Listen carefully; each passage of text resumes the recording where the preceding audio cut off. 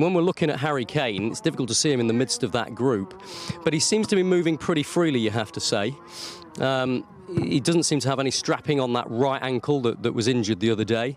This is the best view we've had of him, so let's have a chat about him now.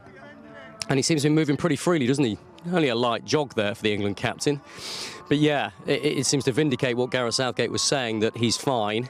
He's recovered from that hefty challenge that saw him come off in the 76th minute. Look, no particular strapping on that right ankle, and he's moving pretty freely. So those are the best pictures you'll see of Harry Kane, for huge relief for him and for England. Just how important he is for England, remember. 51 England goals. His nearest competitor in terms of the England goal getters out there in that squad is Raheem Sterling with 20. Marcus Rashford has 13, for example. So that's how important he is to this England squad. He's probably the one player out there who you have to say is probably irreplaceable. If Harry Kane doesn't start, England are weaker. It's as simple as that. The other good news is that Raheem Sterling and Kieran Trippier are both out there training and look free from injury. They both came off in the second half after pretty heavy challenges from Iran's defenders again, and they're both training and will be fit for selection. And so that creates a question, doesn't it? Because there's Kieran Trippier in the middle of your picture, so reliable for England, very versatile, can play left back or right back. Will he keep his right back spot now that Kyle Walker is fit and available again? We'll pan across and see if we can see Kyle Walker. But remember, Kyle Walker hasn't played any football since the start of October after undergoing groin surgery. And he said that he would be ready for this second game against USA. So Gareth Southgate has a decision to make, doesn't he? Does he stick with Kieran Trippier at right back in a flat back four?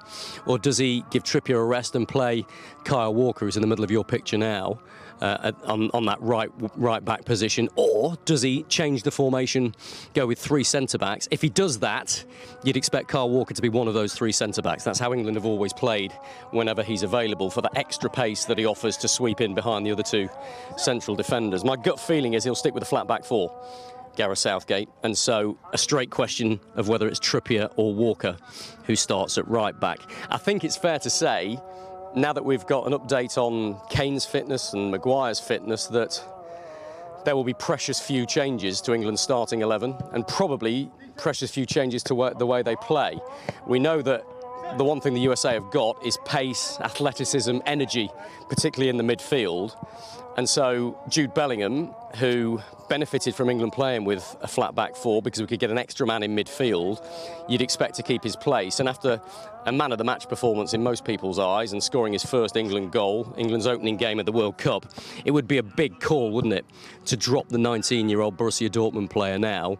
You have to assume that Jude Bellingham is going to keep his place. And likewise, Bukayo Saka is at the back of those pictures we're looking at there. Scored two, didn't he? And remember, the debate before the opening game was who's going to play on that right wing. We knew that Sterling and Kane would start. Saka got the nod ahead of Phil Foden, Jack Grealish, Marcus Rashford, the other players that could play there. And it was Southgate's decision was absolutely vindicated, wasn't it? 2 goals. He got in behind the Iran defence.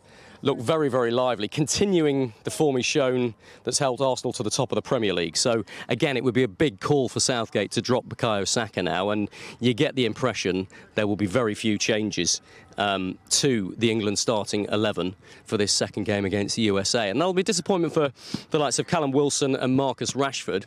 Rashford in particular, who came off the bench and scored after 49 seconds, and Callum Wilson, who came off the bench and set up Jack Grealish's goal. So he got an assist.